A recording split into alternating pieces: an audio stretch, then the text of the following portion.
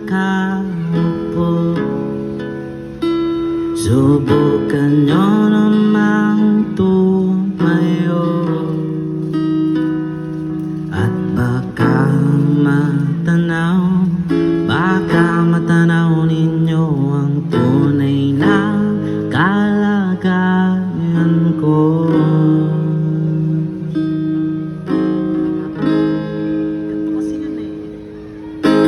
Tao po, nandiyan po ba kayo sa loob ng malaking bahay at malawak na bakuran? Mataas na pader, pinapaligiran, nagkabilang mga mamahaling sasakyan, mga bantay na laging bulong ng bulong. Wala namang kasal pero marami ang nakabarong. Lumakas man nang wala na walang butas ang bubong. Mga platong kutsara na di kilala ang totoo at ang kanin. Isin puti ng gatas na nasa kahon at kahit na hindi Pasko, lamesa ay may hambon. Ang sarap sigurong manirahan sa bahay na ganyan. Sabi pa nila, dito mo rin matatagpuan ang tao na nagmamay-ari ng isang upuan. Na kung may pagkakataon at pinagkagawan, kaya naman hindi niya pinagkakawala. Kung makikita ko lang siyayakin, kayo po na nakaupo. Subukan nyo namang tumayo at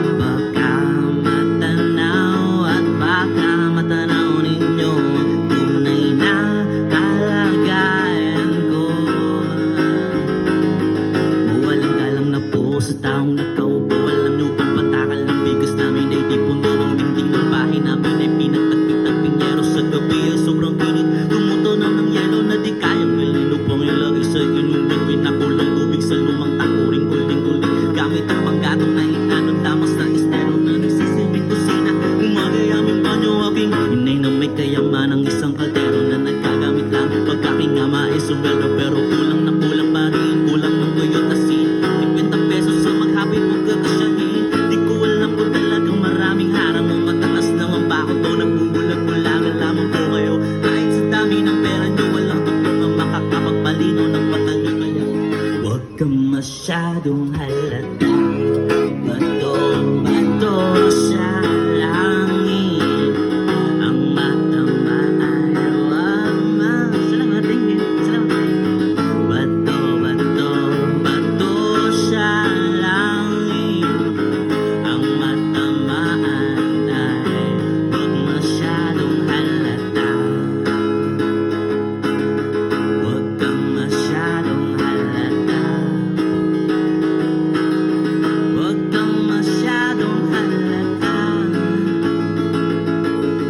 Huwag kang masyado. Huwag kang masyado.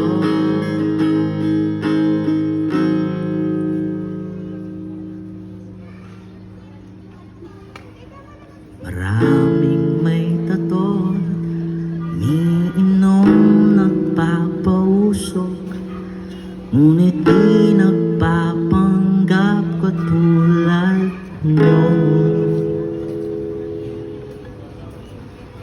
So that was Upuan by Glock 9 with a little bit of Damaso from Martin Riggs. Yan, ako nga pala si